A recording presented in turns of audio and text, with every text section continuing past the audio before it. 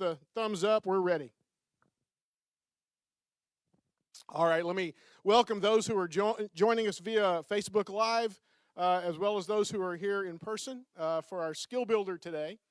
Uh, the title today, we're continuing and actually finishing a theme that we've been revisiting fairly often during this year, and that theme is ministry conversations. Some of those difficult conversations that we have to have with folks in our spheres of ministry. We've talked about different issues. Today we're going to talk about one that's particularly challenging. How to talk with a family who has lost a child to suicide. Now, I don't know if you're familiar with the statistics in terms of teen suicide in our country, but they are alarming and unfortunately on the increase. This is an issue that all of us in our ministry lives are probably going to deal with in our congregations, maybe even in our own extended families. Now, hopefully you won't, but the statistics say that a lot of us will be having conversations like this at some point in our ministry. And so to help us prepare for that, to help us be equipped for those kind of conversations, I want to introduce my friend Steve Porter. Steve and his wife Sonia, who's here with him today, have been friends of ours for quite a few many years. I think I first met you guys when you were at Martindale Baptist Church, and Susan and I were brand new in the association. So that's almost 16 years ago. And then a few moves later, we wound up being in the same small group at First Baptist New Braunfels for quite a few years. And they now serve here in San Marcos with the Well Community Church and Pastor Chris Millar. So we've had an association for quite a few years, and Steve has been a friend and brother to me in many ways. He is willing. I asked him if he would be willing to come today and talk a little bit about what their family experienced with their son Thomas, who we have a picture of here. And I tell you, that's exactly the image of Thomas that I remember. I remember that smiling face on the first row of the choir at First Baptist New Braunfels so many times, who just enjoyed singing to the Lord and was always so happy to be there and so kind and polite. So anyway, Steve, his wife Sonia, they have two daughters, Abby and Alyssa, as well as their son, Thomas, who will be the focus of our discussion today. So, Steve, if you would, just tell us a little bit about Thomas. Tell us what kind of young man he was, what characterized Thomas. Well, I wish, honestly, that I could say that I'm glad to be here this morning. I wish we were here telling you about how we were doing mission work across the world, but we're not. But when we lost Thomas, me and my wife decided we have a lot invested now, and we want to see great returns. And I hope none of y'all ever personally or in your ministry have to draw from this conversation today. But if there's anything that I can say that we went through and are still going through, we want it to be used for God's glory, to help others, to help other ministers, to help other families. My son Thomas, he was the third of our children. His sisters are 3 and 4 years older than him. All three of our kids were dedicated at Martindale Baptist Church. We served there for years. We were a part of the Hope Christian Academy. I was on the board. Sonia taught school there and eventually ended up being principal, where all three of our kids went. After time, our daughters graduated out of there, and they went to Grace Prep Academy, and Thomas homeschooled. Thomas loved baseball. In 8 seasons, he was always excited. I was there for every part of it. In 8 seasons, I'd missed 0 games and only 2 practices that I couldn't be there. So we were very a part of his life. His grandparents showed up to the games. We were always there. We always got comments from Thomas, from other men, about his firm handshake, how he was one of the only kids in the youth group that would stop and actually engage an older person in conversation and listen to what they had to say and take interest and answer their questions and not try to get away from an adult as fast as they could. All 3 of my kids played in the youth band. Abby sang, Alyssa played keys, and Thomas played drums. So for us to be a part of that statistic is very shocking for us. We never saw it coming. We had no idea.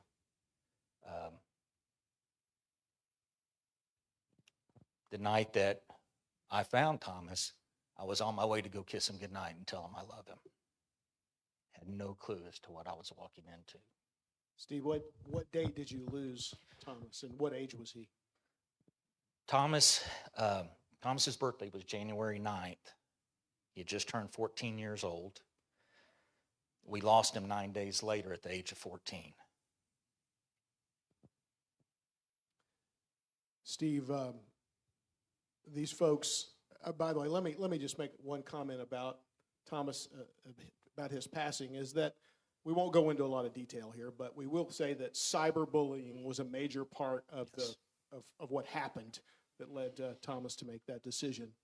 So that's a real thing, and people in ministry need to watch out for it, especially those in youth ministry need to watch out Correct. for that kind of thing that's going on within their among their young people.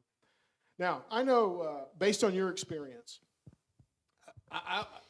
what can you tell these church leaders about what you and your family experienced? And I mean emotionally, spiritually, physically, both in the immediate aftermath as well as in the years since. What did you guys experience that will help these ministry leaders to understand what families are going through during a time like that? Well, I'll start that by saying every person in the family is going to handle it a different way. Every person in the family is going to grieve a different way. And every person in the family is going to react physically, emotionally, and spiritually in a different way. And navigating that as a parent is extremely difficult. Emotionally, I can't explain the despair that I felt personally. It was in my wife. It was in my kids. The whole atmosphere of our home had been turned completely upside down. We went from a happy, loving family that did things together to a family who we kind of each retreated into our own little area because we grieved different. We acted different. My wife held it together best of all. Me, I didn't want to live anymore. I really didn't. My daughters, one acted in complete denial, which came out at a later time. So as we went through the years, all those things that she pushed down, oh gosh, when they exploded, it was a pure volcano. And then we had another daughter that grieved quietly, went through the counseling and did all the steps. Spiritually, I can't speak for my kids or my wife, but I can speak for me. It was a very, very difficult time because I had a lot of questions. I had a lot of questions for God. Our pastor one Sunday preached a message on nothing happened. This is a short time after, like 6 months. He preached a message on how nothing happens in your life that doesn't first go through God's fingertips. And I told him I completely believe that. So why? I need an answer. I didn't get one. And no fault to him. He wasn't prepared for this. He wasn't ready. I'll tell you the answer that I came to in my own. Over amount of time, I realized after, just praying, hearing other sermons and stuff, that wasn't God's will for my son. My son was a believer in Jesus Christ. I got to lead him to the Lord. However, my son was given free will. And I believe that Christ sat there with my son while my son did that act, and I believe he cried. And I believe he ushered him into heaven crying. But nonetheless, he did. Physically, oh man, it takes a real physical toll on you. It really does. Just because of the emotion and the stress. I started losing my hair. And went to the doctor. I was talking to the doctor about it. She said, you're losing it from stress, but it will come back as the stress subsides. It takes a complete emotional toll on you. Steve, you made a point that I think is really important for ministry leaders to understand, and that is not only is everybody in the family going through their own experience of grief, but the tragedy changes your relationships with everybody else who's still living as well. It just changes how you relate to one another, how you talk to one another, and how how you understand each other. And I know that you guys have experienced quite a bit of that too, just the disruption of the internal dynamics of your family. Was that how did you handle that as a dad, as a husband, as a head of household? Well, as a husband, in the very beginning, I knew, oh man, because I'd heard about other families that had been destroyed during this, and I started praying, God, help me to be the man that my wife needs me to be. And I will tell you, we look back and we can tell the days that I could not physically or emotionally or spiritually function, she did extremely well. And the days that she couldn't function, I did well. So it's a blessing how God used us at separate times for that. Um, with my daughters, like I said, I had the one that just kind of wanted to act like nothing. And let me tell you, my daughters were both seniors this year. This was their last year of high school. This is supposed to be their The year that Thomas yes. died, yes. This is supposed to be the year that is just wonderful for them. And my youngest daughter, she emotionally wasn't handling everything well. I would try to talk to her, and she wouldn't talk. She was angry, and I finally just told her, I need to know if you're having a bad day. I'm not going to try to counsel you. I might hug you. I'm not going to get in your business. But I need to know because of the way she was acting out, the way she was treating others in the home. She had anger. She was really upset. I need to know if you're having a bad day or not. And what I was trying to get at is I need to know if you're having a bad day or not, or am I having a rebellious teenager that I need to deal with? And the majority of the time, she was just really struggling with the emotions that she had. So, as a dad, how did I handle it? I'll be dead honest with you, very poorly. Very poorly. I wasn't equipped for that. I, it was, it's still extremely difficult. I know that there was a lot of ministry sent you and your family's way in the wake of Thomas's passing. Susan and I got to be at your house on numerous occasions when the place was full and overflowing because of folks that were there to express their love and comfort and encouragement and give comfort. I know everybody had good intentions, but I also know that from things you've shared with me that there were some things that people said or did that weren't necessarily helpful, and in some cases were actually hurtful. And so, share some of those things that maybe some of those pitfalls to avoid when these ministry leaders find themselves in a situation of ministering to a family that's going through something like this. What are some things that are not so helpful in that situation? I would joke in the beginning. After this is all over, and or it's never over, but after I'm able to think clearly, I'm going to write a book on things not to say. All right, start the book now. What's chapter 1? I'll tell you some things that really hurt in the beginning. But what we found is we had a big friend community basis. And what we found during this time is that friend basis really shrunk up. One thing we learned is people who we thought were our good friends were not so much as good friends as we thought. And then we found that people that we thought were casual friends actually turned out to be wonderful friends. For instance, one man that I thought to be a casual friend showed up the next morning. I was in my bedroom. There were so many people in my house the next morning. The community came out in a way like you wouldn't believe. I walked out my bedroom the next morning. There's 70 people in my house. But this man showed up, and he walked in my room just crying.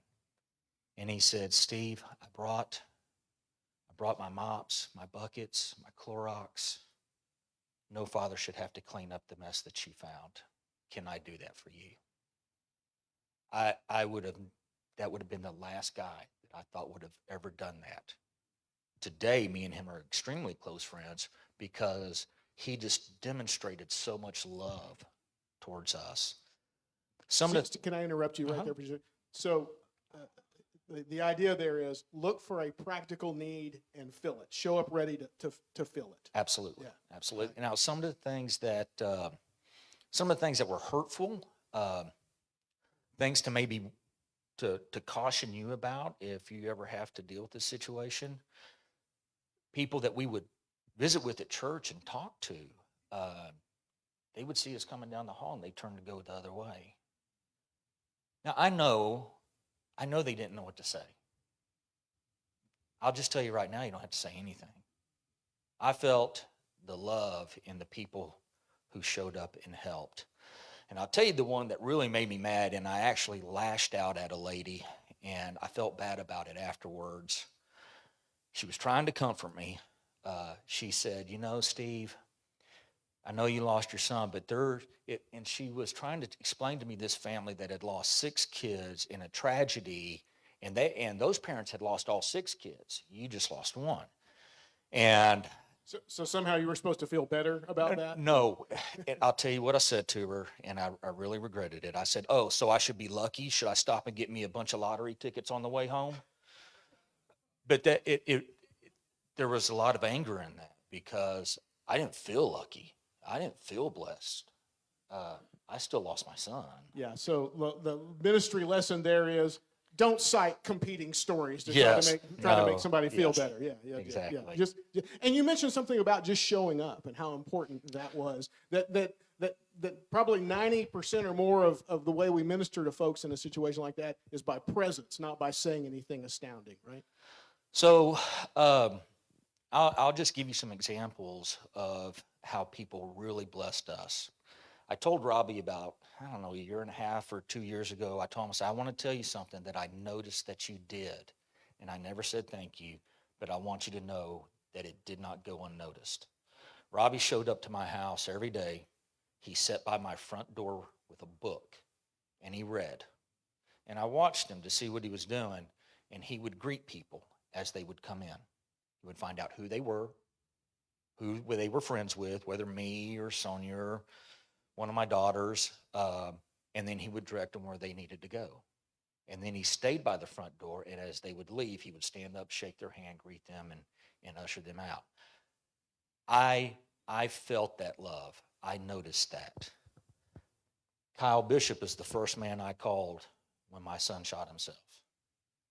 I don't know how Kyle did it, from Lockhart almost out to Canyon Lake. I don't know how he got there so quick, but Kyle was there and he stayed with me all night. Kyle and a good friend of ours, Matt Burton, met with me on a weekly basis at an IHOP. And I'm going to tell you, those 2 guys, when Satan was attacking me, they swung the sword like none other. One day I showed up for breakfast, and I did not want to go at all. And my wife said, "You need to go." And I showed up, and they could see it all over my face. And does anybody in here know Matt Burton other than Kyle? You would have to know this guy. He is not bashful about his faith at all. Matt Burton sat there at that table, and he rebuked Satan. He told me, "I'm not going to sit here and watch this happen to you. If you were getting mugged out in that parking lot, there's no way I'd walk by and just let it happen, and I'm not going to let Satan sit here and destroy you like this."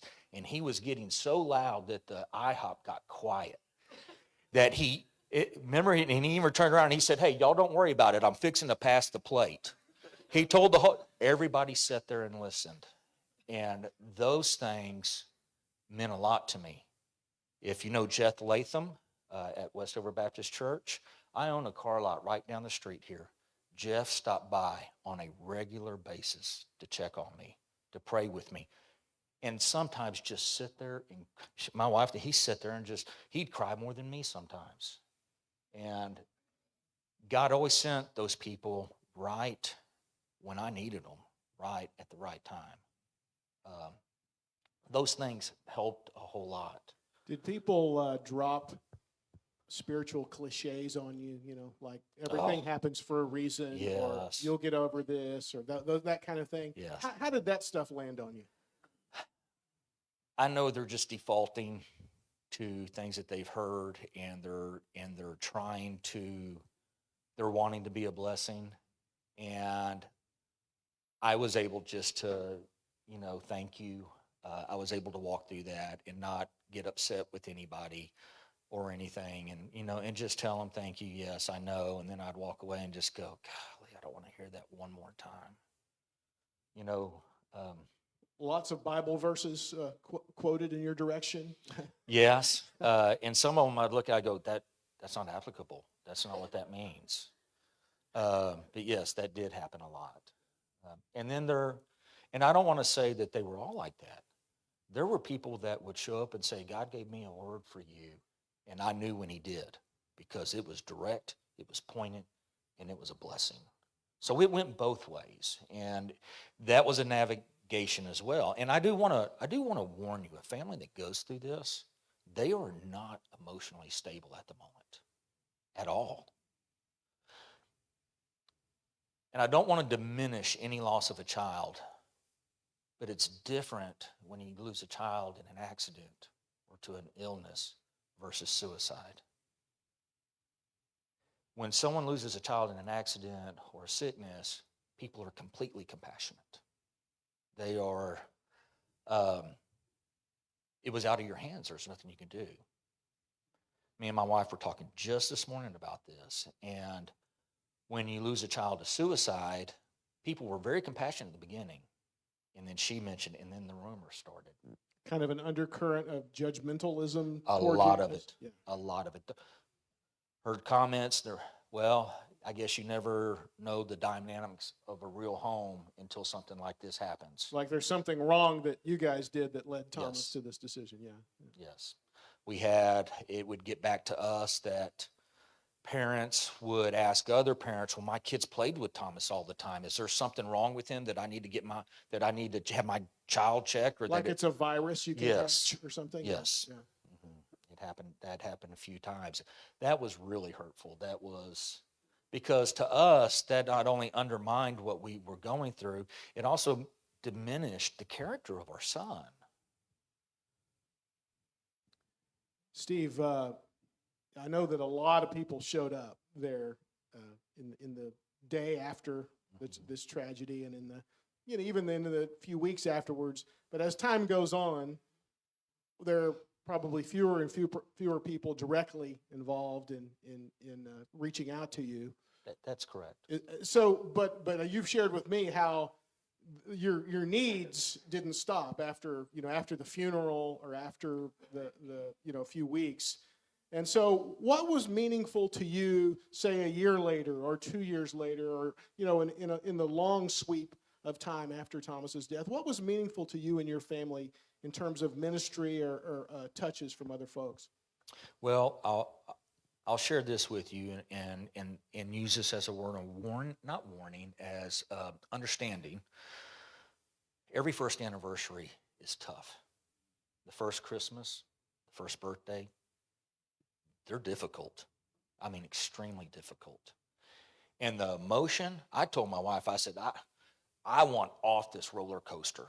I mean, it was horrible, the ups and the downs. And you would be up 1 minute, and 5 minutes later, I can be out behind the building crying because something happened.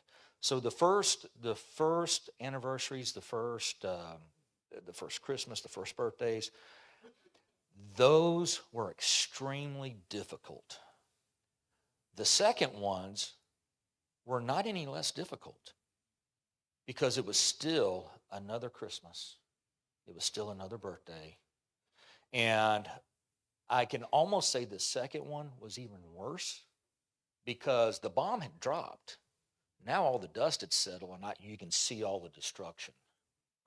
The third one, when it finally came around, you never get over this, but things become more familiar.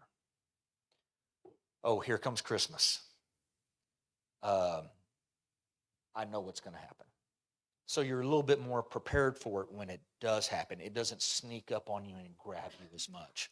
On the anniversary, by the third or fourth year on the anniversary of Thomas's death, I finally told her I don't want anybody in this house. Because let me tell you something. That night, Satan was attacking my family.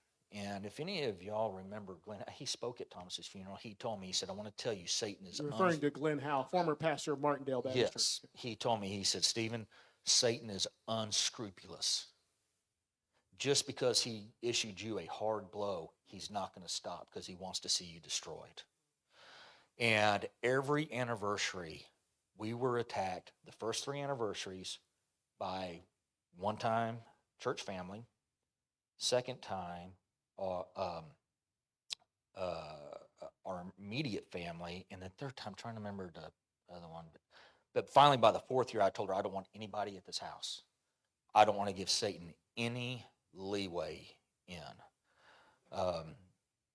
It is just that when I wake up January 18th, I don't want to do the day. I still don't go to work on January 18th.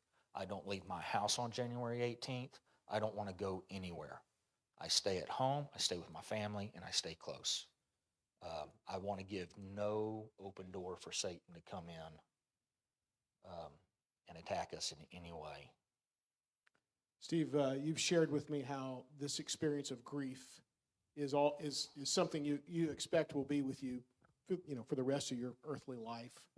That it's not something you get over, but it is something you learn to live with. It's something you mentioned you learn what to expect on those particular days.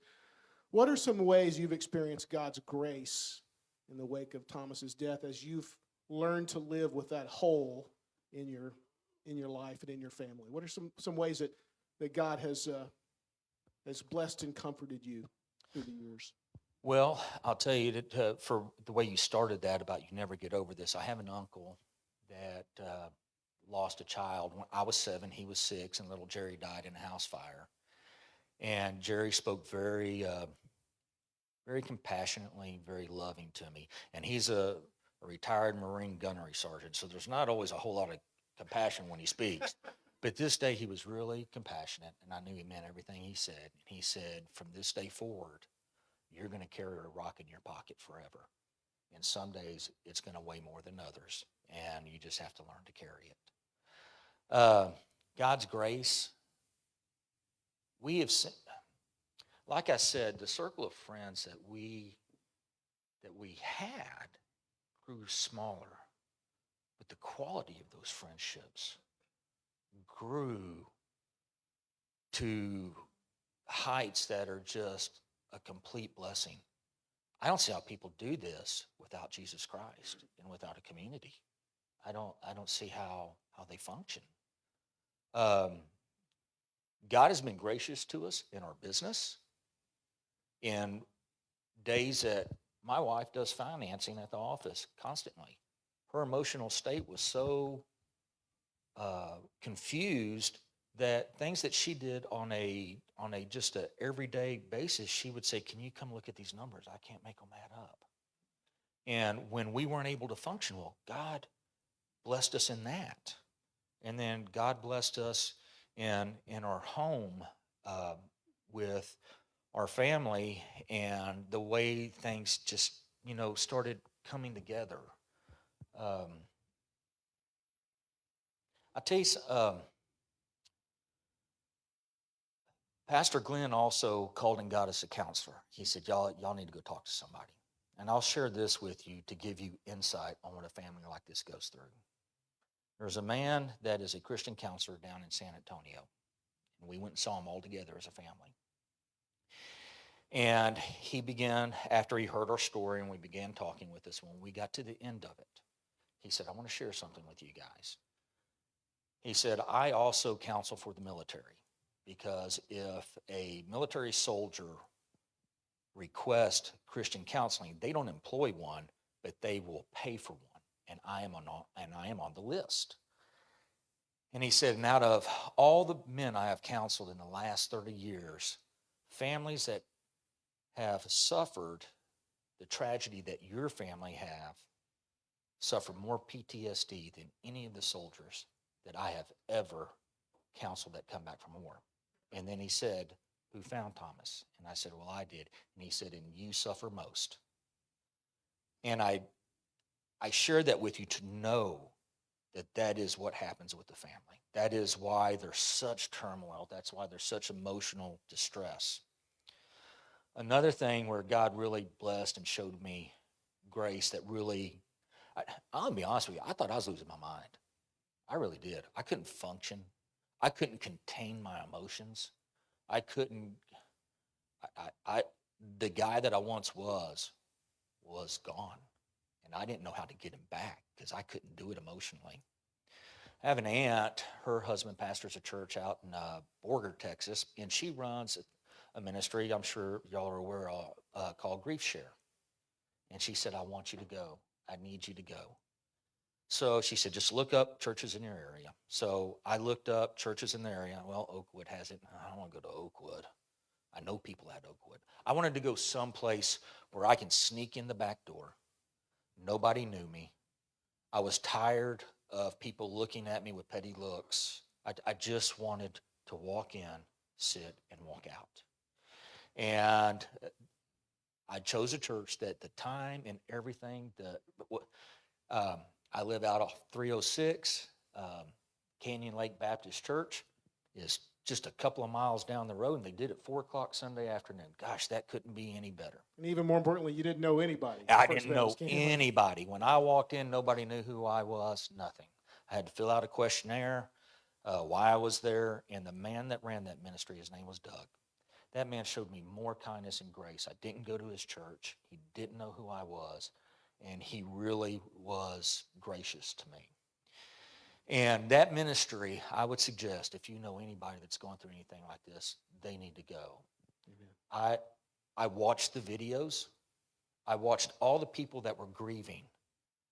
And I love, if any of you have ever seen it, the way they show it is they'll show a person who just lost somebody and their feelings and their emotions, and they'll go to somebody else, and then they'll circle back around to that guy. And what I felt when I walked out of that is, okay, I'm not crazy. There would be something wrong with me if I didn't feel this way. And that ministry was just a blessing to me. I worked through the book. I did it all. I tried to get my family to go. They would go to a couple, and I was like, y'all really need to come to this. It's wonderful. Last question that I have for you, Steve, and then I'll let you share anything you want with these folks, and some of them may have questions that they want to ask as well. Was it hard when people wanted to talk about Thomas with you?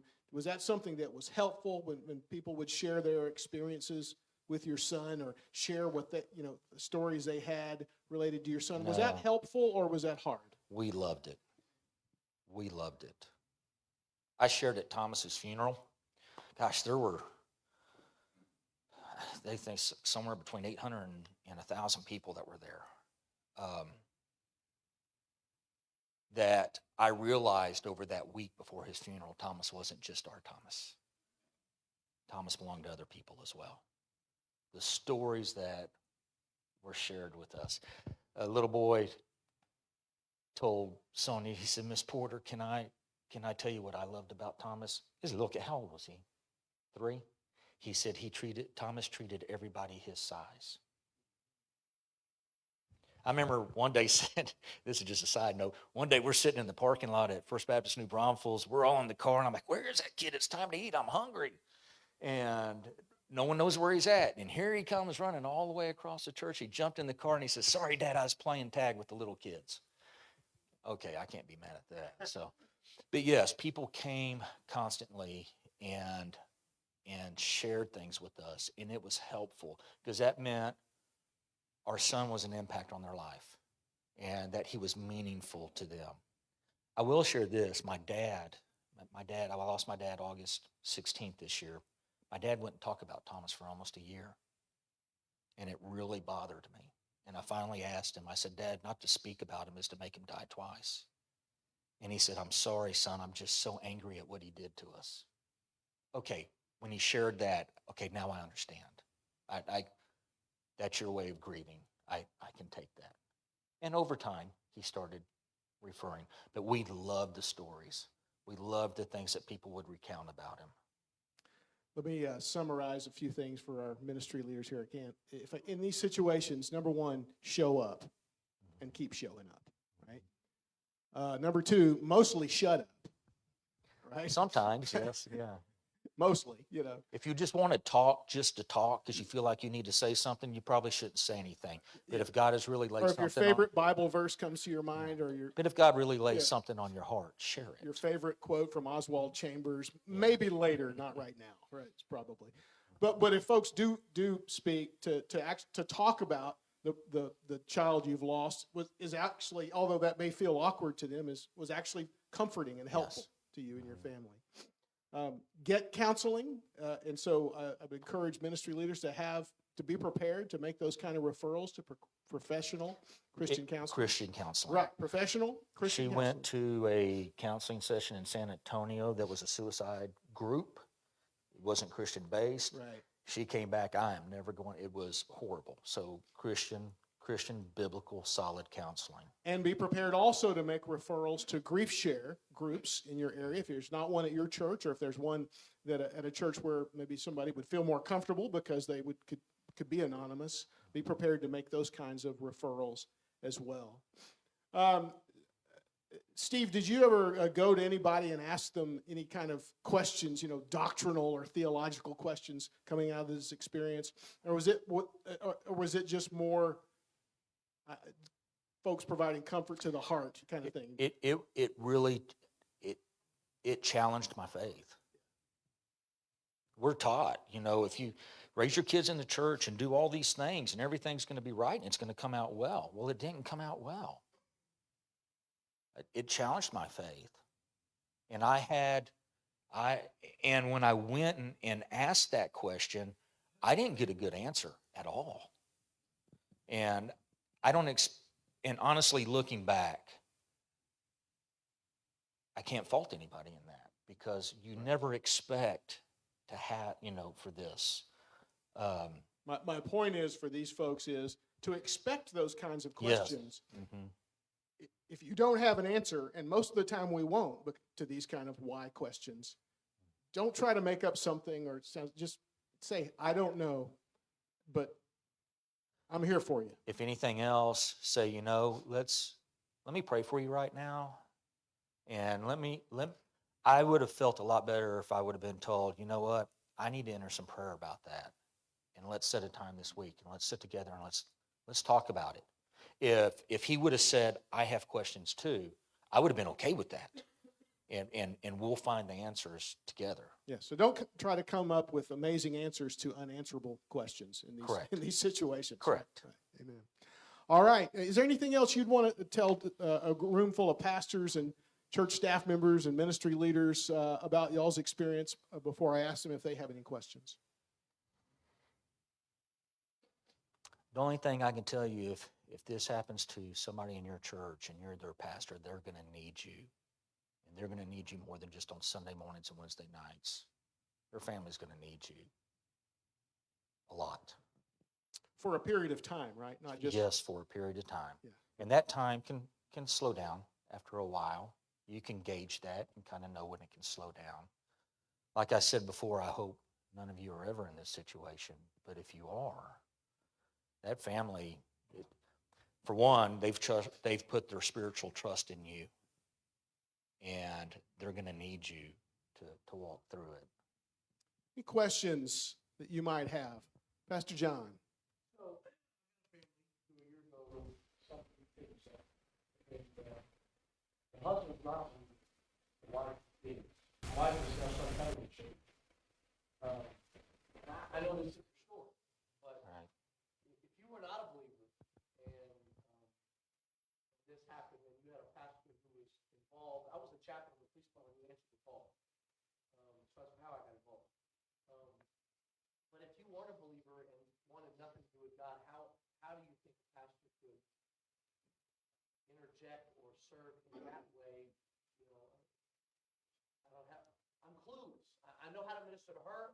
I have no idea how to minister to her family. John, I think the best thing for you to do is just show up. You don't have to preach to them. Not just show up and show them Jesus. Show him what Christ looks like. Help him, whatever he needs help with. No strings attached. Not trying to get anything from him. And just love him and let the Holy Spirit work on his heart. So you don't think as long as I wasn't, because I don't do that. I don't preach when I go. Mhm. Well, Just- not after, but Just love him. yeah, And, so and it, just showing up as a pastor would have been helpful. You think will be helpful if I'm not pushing an agenda. yeah, because he'll We'll figure it out. he'll see the love in you, and he'll know whether you're there. Right? Not saying that I don't think you are, but he'll be able to pick up if you're really there for his best interest. Good question. J.K.? Like this, you look for somebody, so here's somebody that might be healthy. Most of us are doing You talking about like a referral if we're dealing with someone who's been through this? Okay. Yeah. Is that a role you guys would be comfortable in talking to another family that has experienced something like this? Absolutely. There was a boy in my neighborhood that was a year older than Thomas. I read his story. My neighbor came and told me about him. I read his story.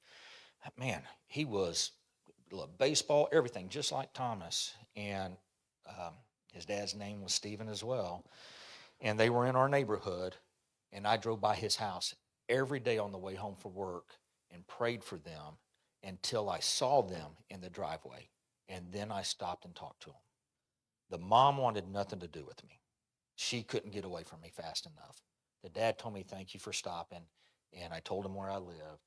He's never come by, but I opened up the door to, if you just want someone to talk to, because the day after my son died, there was a lady that was a friend of ours that I'm in my bathroom, in my bedroom, and I am sprawled out on the floor. I'm just staring at the ceiling. I don't want to live. I can't believe what's going on in my life right now. And here comes walking Sonia in with this lady and says her brother's on the phone and wants to talk to you. Really? Think about it. You're laying in your bathroom on the floor. And I was dressed. Appropriately I was dressed, dressed, yeah. and I am telling you, there were 70 to 80 people in my house at all times. It was the only room I can go to and get away from everybody. And they walked in. I was like, God, I can't get away from them, even in the bathroom. And she said, my brother wants to talk to you. He was a believer. His name was Paul. And me and him started a friendship and checked on each other. He had just lost his son 10 months earlier. And he warned me that morning. He said, look, these are some things that are going to happen to you. This is what Satan's going to tell you. Your doctor's going to try to give you medications. Don't take it. And he just walked me through all these things. And that was a massive help to me. And if I could be a help to somebody like that man was to me, I would be willing Okay. to do that. So if that becomes something that be helpful to you or someone in your church, let me know, and I'll be glad to put you in touch with Steve. All right, one more question. Oh, we got one back here at this table. All right, there you go.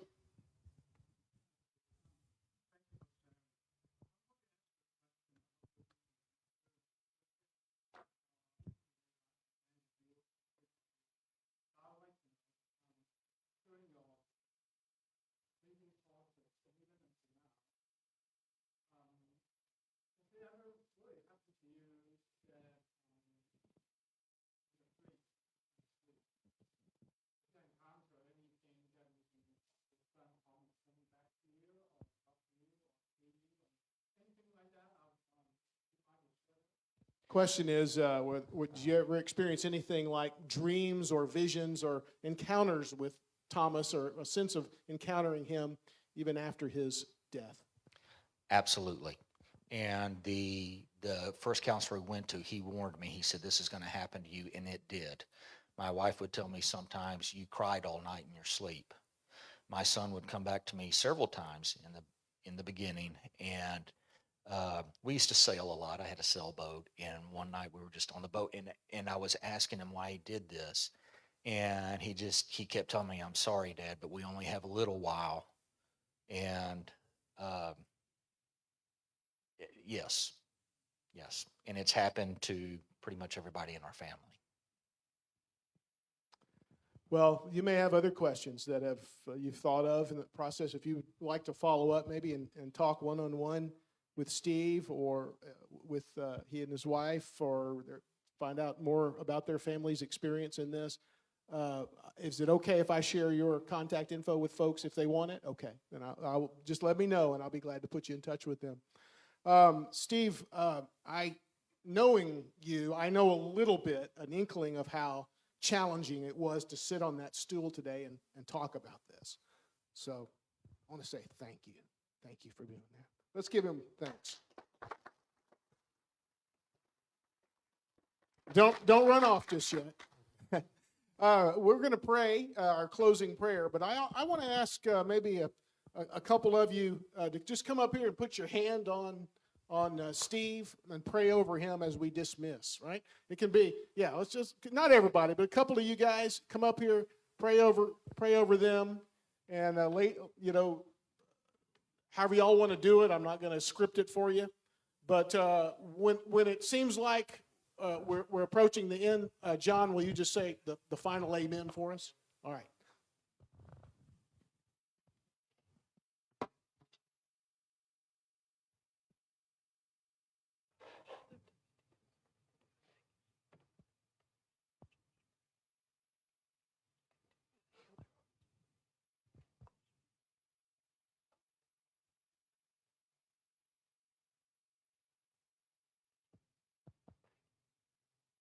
Father, it's certainly a privilege to being able to be near Stephen and Sonia, just Father, just to know that, Father, you hold them in your hand.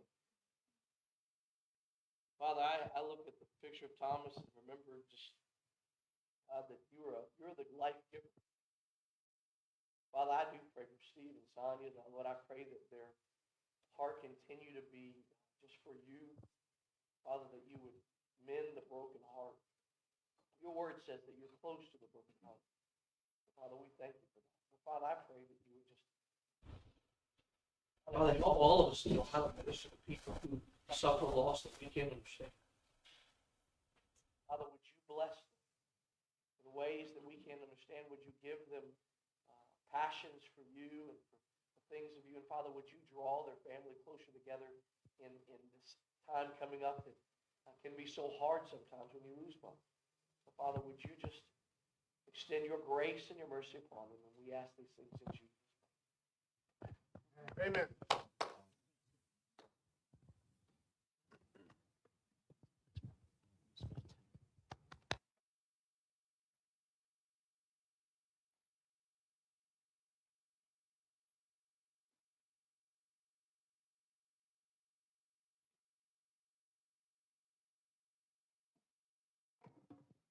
All right. Well, we will convene again on January 8th for our first gathering of 2024. Again, we'll be meeting over at Calvary Baptist Church in San Marcos next year.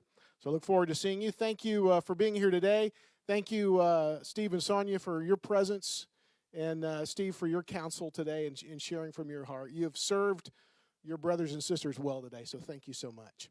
All right, everybody, be careful going back to where you're going. Take care. See you later.